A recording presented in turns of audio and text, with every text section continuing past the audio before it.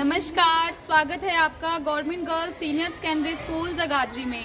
और आज हमारे स्कूल में हो रही है खंड स्तरीय युवा संसद प्रतियोगिता। मेरा नाम प्रीति है। मैं रविंदर सर का और सुमन मैम का अपने विद्यालय में इस अवसर पर पहुंचने पर मैं बहुत बहुत धन्यवाद करती हूँ। मेरा नाम अनमोल है। मैं आज की युवा संसद में बनी हूँ अध्यक्ष। आज की युवा संसद में मेरा रोल है प्रधानमंत्री का। मेरा नाम आंचल है। मैं भूमिका निभा रही हूँ वित्त मंत्री की। मेरा रोल है रक्षा मंत्री का। मैं भूमिका निभा रही हूँ गृह मंत्री का।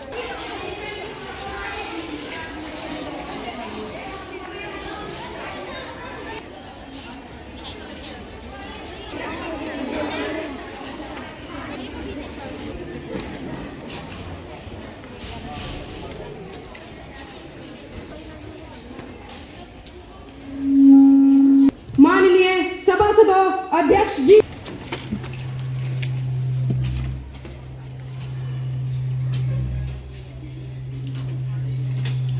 सभासदों का सदन में पधारने पर हार्दिक स्वागत करती हूँ।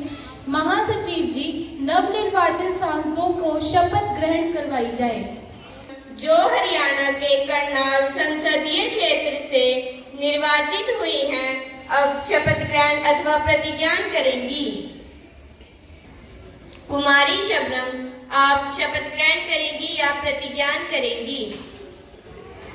महोदय, मैं शपथ ग्रहण करूंगी। आप किस भाषा में शपथ ग्रहण करेंगी? महोदय, मैं हिंदी भाषा में शपथ ग्रहण करूंगी। मैं निर्वाचित हुई हूँ। ईश्वर की शपथ लेती हूँ कि मैं विधि द्वारा स्थापित भारत के संविधान के प्रति श्रद्धा और निष्ठा रखूंगी।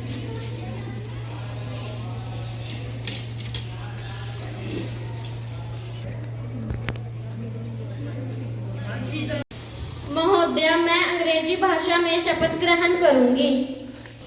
आई Deepika, having been elected a member of lower house of the youth parliament, do swear in the name of God.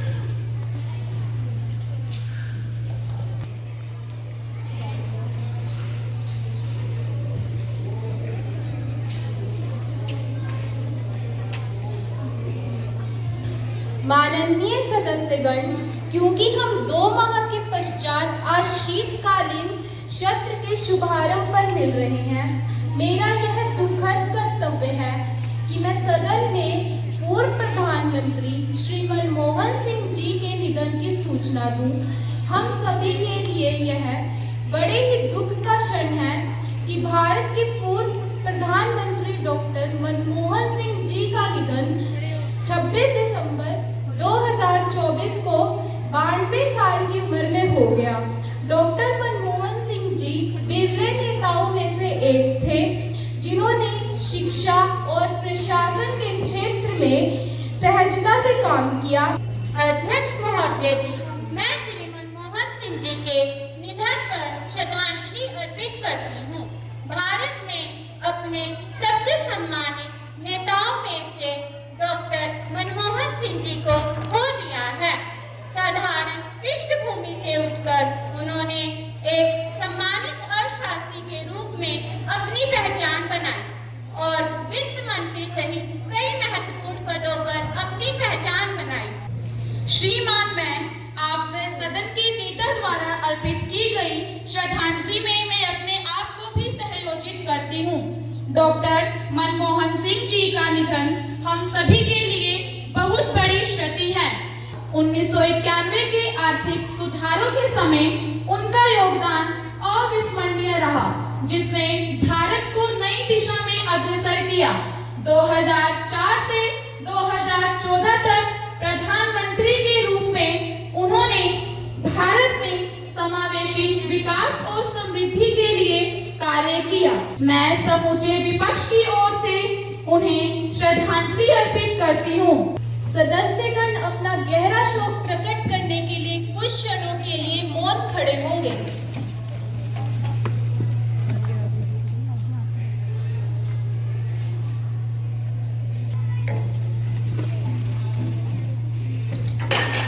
महासचिव जी शोक संतृप्त परिवारों को संवेदना संदेश भेजेंगे। जी महोदय, शोक संदेश की एक प्रति शोकाकुल परिवार को भेज दी जाएगी। प्रधानमंत्री जी, आप नए मंत्रिमंडल के मंत्रियों का परिचय सदन से करवाएं। अध्यक्ष महोदय जी, मैं आपके माध्यम से मंत्रिमंडल के नए सदस्यों का सदन से परिचय कराना चाहती हूँ। कुमारी शबनम, उद्योग मंत्री। कुमारी दीपिका, पर्यटन राज्य मंत्री। माननीय सदस्यों, मुझे एक घोषणा करनी है। हमारे बीच जापान की संसद की मिस किम जिनी और रूस संसद की भारतीय मूल की तमन्ना भाटिया जी आ रही हैं। मेरा आप सभी से निवेदन है, कृपया उनका स्वागत खड़े होकर करें।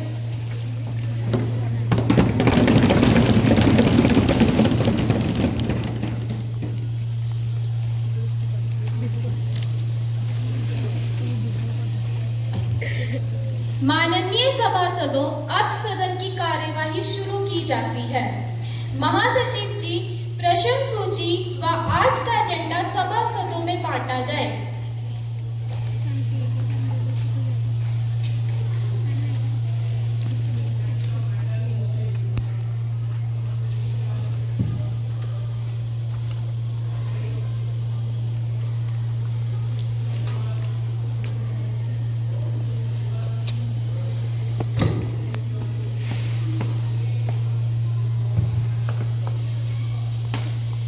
प्रश्न संख्या 101। अध्यक्ष महोदय, क्या माननीय मानव संसाधन विकास मंत्री यह बताने का कष्ट करेंगे कि जवाहर नवोदय विद्यालय में माइग्रेशन पॉलिसी का क्या उद्देश्य है? क्या यह नीति अपने उद्देश्य की पूर्ति में सफल है? यदि नहीं तो सरकार इसके संबंध में क्या उपाय कर रही है? माननीय मानव संसाधन विकास मंत्री जी।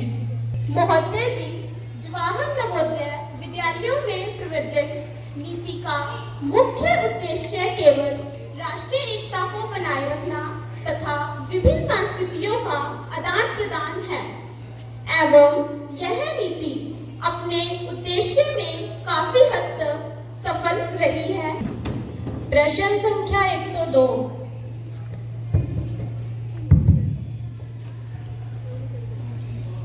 माननीय अध्यक्ष महोदय जी, क्या सरकार इस बात से अवगत है कि डॉलर के मुकाबले भारतीय रुपए का अवमूल्यन लगातार जारी है, जो अब गिरकर 86.6 रुपए तक पहुंच गया है? यानी हमें $1 के मुकाबले 86.6 रुपए खर्च करने होंगे। माननीय वित्त मंत्री जी। अध्यक्ष महोदय, सरकार को यह जानकारी है कि डॉलर के मुकाबले रुपए का अवमूल्यन हो रहा है। महोदय, इस अवमूल्यन का प्रमुख कारण सोने के आयात के तेज वृद्धि है, जिसके कारण चालू खाते का घाटा अधिक बढ़ चुका है। प्रश्न संख्या 103। माननीय अध्यक्ष महोदय, कर्मचारी देश की रीढ़ की हड्डी होते हैं और संपूर्ण अर्थव्यवस्था को कर्मचारी ही दूरस्थ रखते हैं। मैं इस सदन के माध्यम से देश के कोने कोने से उठने वाली कर्मचारियों की आवाजों पर वित्त मंत्री जी का ध्यान दिलवाना चाहती हूँ। 58 वर्ष तक सेवा करने के पश्चात पेंशन के रूप में 750 से 2500 रुपए दिए जाते हैं। देश की रक्षा करने वाले अर्धसैनिक बल भी इसी के तहत आते हैं। क्या सरकार पूरा जीवन देश की भलाई में लगाने के बाद भी उनके बुढ़ापे के साथ खिलवाड़ करती रहेगी? माननीय वित्त मंत्री जी। मैं अपने विपक्षी साथियों को अवगत करवाना चाहूंगी कि यह पेंशन योजना पिछली सरकार द्वारा लागू की गई थी। सरकार कर्मचारियों के हितों की चिंता करती है। सप्लीमेंट्री क्वेश्चन कुमारी अपर्णा। महोदय, मंत्री जी द्वारा पेश किए गए आंकड़े मात्र एक लीपापोती है। पिछले जितने भी वर्षों में कर्मचारी रिटायर हुए हैं, उन्हें उनकी सेवा के बदले मात्र 1250 रुपए की राशि दी जाती है। तब सरकार कैसे कह सकती है कि हम कर्मचारियों के हितों की चिंता करते हैं? माननीय वित्त मंत्री जी, माननीय अध्यक्ष जी, मेरे सम्मानित सदस्य द्वारा पेंशनधारी कर्मचारियों की जो चिंता जाहिर की है, उसके संबंध में बताना चाहूंगी कि टियर 2 में लगा पैसा पूरी तरह से सुरक्षित है। गत दिनों मंत्री समूह की बैठक में भी इस विषय पर विचार विमर्श किया गया था। प्रश्न संख्या 104। अध्यक्ष महोदय, मैं माननीय कोयला मंत्री से यह जानना चाहूंगी कि क्या कोयल ब्लॉक्स का आवंटन ओपन टेंडर द्वारा ना करके किस नीति के तहत किया गया है? क्या देश के सबसे बड़े घोटालों में से एक कोयला घोटाले की फाइलें मंत्रालय से गायब है? माननीय कोयला मंत्री जी, अध्यक्ष महोदय, मैं आपके माध्यम से माननीय सदस्यों को ये सूचित करना चाहती हूँ कि देश में सस्ती बिजली के लिए कोल ब्लॉक्स का आवंटन ओपन टेंडर द्वारा ना करके स्क्रूटिंग द्वारा किया गया। कोयले घोटाले की 150 फाइलें मंत्रालय से गायब हैं, बाकी की सभी फाइलें सुरक्षित हैं। सरकार किसी भी व्यक्ति या संस्था को बचाने का प्रयास नहीं कर रही है। प्रश्न संख्या 105। श्रीमान पेट्रोलियम मंत्री यह बताने का कष्ट करेंगी कि क्या सरकार ने हाल में ही पेट्रोलियम सहित आवश्यक वस्तुओं की कीमतों में वृद्धि की है? यदि हाँ, तो इसका कारण क्या है? माननीय पेट्रोलियम मंत्री जी, अंतर्राष्ट्रीय बाजार में कच्चे तेल के दाम काफी बढ़ गए हैं, जिसके परिणाम स्वरूप तेल कंपनियों का घाटा भी अधिक बढ़ चुका है। इसके अतिरिक्त मैं माननीय सदस्य को यह भी सूचित करना चाहूंगी कि पेट्रोल और कीमतों का निर्धारण बाजार दर के आधार पर किया जाता है। प्रश्न संख्या 106। अध्यक्ष महोदय, मैं आपके माध्यम से यह पूछना चाहती हूँ कि बाल विकास व महिला मंत्री जी से माननीय प्रधानमंत्री ने देश की बेटियों के उत्थान के लिए बेटी बचाओ व बेटी पढ़ाओ का नारा दिया था। आज बेटियों व महिलाओं पर होने वाले अत्याचारों के आंकड़े चौंकाने वाले हैं। नेशनल क्राइम ब्यूरो के अनुसार प्रतिदिन देश में 160 महिलाएं रेप का शिकार हो रही हैं। जिधर देखो हवस के जल्लाद बैठे हैं जिधर देखो हवस के जल्लाद बैठे हैं। संभाल के रखो अपनी फूल सी बेटियों को, कि संभाल कर रखो अपनी फूल सी बेटियों को, क्योंकि देश चलाने वाले ही बेऔलाद बैठे हैं, कि देश चलाने वाले ही बेऔलाद बैठे हैं। माननीय महिला एवं बाल कल्याण मंत्री। माननीय अध्यक्ष महोदय, मैं अपने विपक्षी साथी को यह बताना चाहूंगी कि निष्कर्षता के जो आरोप इन्होंने हमारी सरकार पर लगाया है वो पूरी तरह से गलत है, वो पूरी तरह से बेबुनियाद है। हमारी सरकार ने देश की बहु बेटियों के लिए नए नए कदम उठाए हैं। सप्लीमेंट्री क्वेश्चन कुमारी नेहा। माननीय अध्यक्ष महोदय, मंत्री जी द्वारा प्रस्तुत आंकड़े न केवल सदन को भ्रमित करने वाले हैं बल्कि हास्यास्पद भी हैं। महोदय, मंत्री जी दुर्गा शक्ति ऐप की बात करते हैं। इन्हीं के एक विधायक पर उन्नाव दुष्कर्म कांड का न केवल आरोप लगा है बल्कि दुष्कर्म पीड़ित व उसके परिवार को मरवाने के लिए ट्रक से कार का दुर्घटनाग्रस्त करवा दिया जाता है। माननीय महिला एवं बाल कल्याण मंत्री जी, मेरे सम्मानित साथियों द्वारा बेटियों की सुरक्षा में सरकार पर कोताही बरतने के इन्होंने जो आरोप लगाया है वो सरासर गलत है।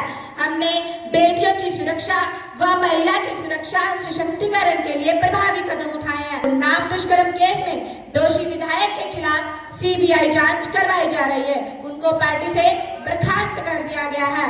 प्रश्न संख्या 107। महोदय, मैं सामाजिक न्याय एवं महिला सशक्तिकरण मंत्री से यह पूछना चाहती हूँ कि हमारे देश में गैर संवैधानिक खाप पंचायतों का कुछ राज्यों में बहुत अधिक हस्तक्षेप है, जिसके कारण ऑनर किलिंग जैसी कई समस्याएं उठ खड़ी हुई हैं। मैं जानना चाहती हूँ, ऐसी पंचायतों पर रोक लगाने के लिए हमारी सरकार कौन से ठोस कदम उठा रही है? माननीय सामाजिक न्याय एवं महिला सशक्ति मंत्री। अध्यक्ष महोदय, क्योंकि खाप पंचायतें संवैधानिक नहीं है और उनके निर्णय मानव अधिकार तथा महिला अधिकार का उल्लंघन करते हैं, अतः केंद्र सरकार ने इस प्रकार के असंवैधानिक प्रवृत्ति पर रोक लगाने के लिए सभी राज्यों के प्रमुख सचिवों और पुलिस बैठकों की बैठक बुलाई है। माननीय सभासदों, अब प्रश्नकाल समाप्त होता है, अब शून्यकाल आरंभ होता है। प्रश्न संख्या 108। खून किसी का भी गिरे यहाँ कि खून किसी का भी गिरे यहाँ नस्ल आदम का खून है। बच्चे सरहद पार के ही सही कि बच्चे सरहद पार के ही सही, पर किसी के दिल का सुकून है कि पर किसी के दिल का सुकून है। अध्यक्ष महोदय जी, क्या रक्षा मंत्री जी यह बताने की कृपा करेंगे कि विगत 3 वर्षों में भारत और पाकिस्तान सीमा पर गोलाबारी में कितने नागरिक और जवान शहीद हुए हैं? माननीय रक्षा मंत्री जी। माननीय अध्यक्ष महोदय, विगत 3 वर्ष के दौरान भारत पाकिस्तान सीमा पर गोलाबारी में शहीद हुए सुरक्षा कर्मियों एवं नागरिकों के ब्यौरे निम्नवत हैं। माननीय सभासदों, अब शून्यकाल समाप्त होता है तथा ध्यानाकर्षण प्रस्ताव पर चर्चा की जाएगी। विपक्षी सांसद कुमारी सपना। माननीय अध्यक्ष महोदय, मैं आपके माध्यम से सदन का ध्यान हाल ही में देश में घटी किसानों की आत्महत्या व उनकी दुर्दशा की ओर दिलाना चाहती हूँ। स्वतंत्रता प्राप्ति के 76 वर्ष बाद भी दिन रात मेहनत करने के बाद भी किसान अपने बच्चों का पेट ठीक प्रकार से नहीं भर पाता। मैं सरकार से पूछना चाहती हूँ कि किसानों की यह दयनीय हालत कब तक बनी रहेगी और सरकार इनकी सुध लेगी भी या नहीं? माननीय कृषि मंत्री जी। माननीय अध्यक्ष महोदय जी, इस प्रकार से किसानों की आत्महत्या बढ़ना चिंता का विषय तो है, लेकिन ऐसा नहीं है कि हमारी सरकार किसानों का ध्यान ही ना रख रही हो। हमारी सरकार द्वारा किसानों की बेहतरी के लिए सतत प्रयास किए गए हैं। माननीय सभासदों, अब ध्यानाकर्षण प्रस्ताव पर चर्चा खत्म होती है। विपक्षी सांसद कुमारी रोशनी विशेषाधिकार हनन मामला पटल पर रखेंगी। अध्यक्ष महोदय, मैं सदन के सामने सांसदों के खिलाफ अपमानजनक टिप्पणी का मामला उठाने जा रही हूँ। पिछले सप्ताह एक सामाजिक कार्यकर्ता की रैली के दौरान 2-3 व्यक्तियों ने स्टेज पर से सांसदों के खिलाफ बहुत अभद्र भाषा का प्रयोग किया है। हम यहाँ पर जनता का प्रतिनिधित्व करते हैं, जबकि उस कार्यक्रम में पूरी संसद को चोर डाकुओं की संसद कहकर पुकारा गया है। उस कार्यक्रम में खुले तौर पर सांसदों को अपराधी व आतंकवादियों का संबंधी बताया गया है। अध्यक्ष महोदय जी, मैं सरकार की तरफ से खेद प्रकट करती हूँ और इनकी शिकायत विशेष अधिकार हनन समिति को आगामी कार्यवाही के लिए भेज दी जाएगी। माननीय सभासदों, अब मिस साक्षी काम रोको प्रस्ताव पेश करेंगी। माननीय अध्यक्ष महोदय, मैं आज इस युवा संसद में एक महत्वपूर्ण विषय पर काम रोको प्रस्ताव प्रस्तुत करने के लिए खड़ी हुई हूँ। यह विषय न केवल दिल दहला देने वाला है, बल्कि हमारे रेल तंत्र की खामियों को भी उजागर कराता है। 25 को जलगांव में हुए पुष्पक एक्सप्रेस खतरे में 12 निर्दोष लोगों की जान चली गई। और मैं आपसे निवेदन करती हूँ कि इस मुद्दे पर चर्चा की जाए और सदन की कार्यवाही रोक दी जाए। माननीय रेल मंत्री जी, माननीय अध्यक्ष महोदय जी, मैं इस दुखद घटना पर गहरा शोक व्यक्त करती हूँ। यह हादसा मुख्य रूप से अफवाह फैलाने वाले की वजह से हुआ। अब विधायी प्रक्रिया आरंभ की जाएगी। माननीय शिक्षा विधेयक को पुनः स्थापन करेंगे। इस युवा संसद में नई शिक्षा नीति 2022 विधेयक को प्रस्तुत करने पर मैं गर्व महसूस करती हूँ। यह विधेयक शिक्षा व्यवस्था में सुधार लाने के उद्देश्य से प्रस्तुत किया गया है। इस नीति में विद्यार्थियों को अपनी पसंद के विषय चुनने का अवसर प्रदान होगा, जिससे वह अपने रुचि और क्षमताओं के आधार पर अपने भविष्य का निर्माण कर सकेंगे। मैं सदन से निवेदन करती हूँ कि नई शिक्षा नीति 2022 विधेयक को विचार के लिए प्रस्तुत किया जाए और इसे स्वीकृति प्रदान की जाए। क्या कोई विधेयक के विषय में चर्चा करना चाहता है? स्पीकर मैम, मैं इस संदर्भ में कुछ कहना चाहती हूँ। अरे वाह, ये तो एक अच्छी शिक्षा नीति है कि अमीरों के बच्चे विदेशों में जाकर अंग्रेजी भाषा ग्रहण करेंगे और गरीबों के बच्चे अपनी मातृभाषा में ही शिक्षा ग्रहण करेंगे। मैं विपक्ष के माननीय सदस्यों को यह बताना चाहती हूँ कि नई शिक्षा नीति में बच्चों को उनके सीखने के स्तर पर नजर रखते हुए उन्हें औपचारिक व गैर औपचारिक शिक्षा सहित पढ़ाई की बहुस्तरीय सुविधाएं प्रदान की जाएंगी। महोदय, मैं भी कुछ इस विषय में कहना चाहती हूँ। अनुमति है। आज प्रतिस्पर्धा का दौर है। क्या आप आज के युवाओं को पाषाण युग की ओर ले जाना चाहते हो? मुझे तो आपकी शिक्षा नीति से ऐसा ही अवगत हो रहा है। मैं विपक्ष के माननीय सदस्यों को यह बताना चाहूंगी कि यह पाषाण युग नहीं है, यह 21वीं सदी चल रही है। माननीय अध्यक्ष महोदय जी, मैं इस पर अपने विचार रखना चाहती हूँ। यस। आचार्य चाणक्य जी ने कहा है, शिक्षा इंसान की सबसे अच्छी दोस्त है। यह सुंदरता को भी पराजित कर सकती है।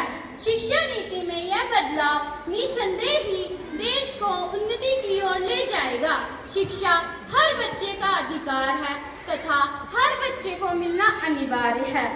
शिक्षा नीति में यह संशोधन हर बच्चे में शिक्षा उजागर करेगी और बच्चों की दिलचस्पी को 2 गुना कर देगी। आदरणीय सभासदों, विधेयक पर चर्चा दिनांक 27 जनवरी 2025 सुबह 11 बजे की जाएगी। तब तक के लिए सदन की कार्यवाही स्थगित की जाती है। धन्यवाद।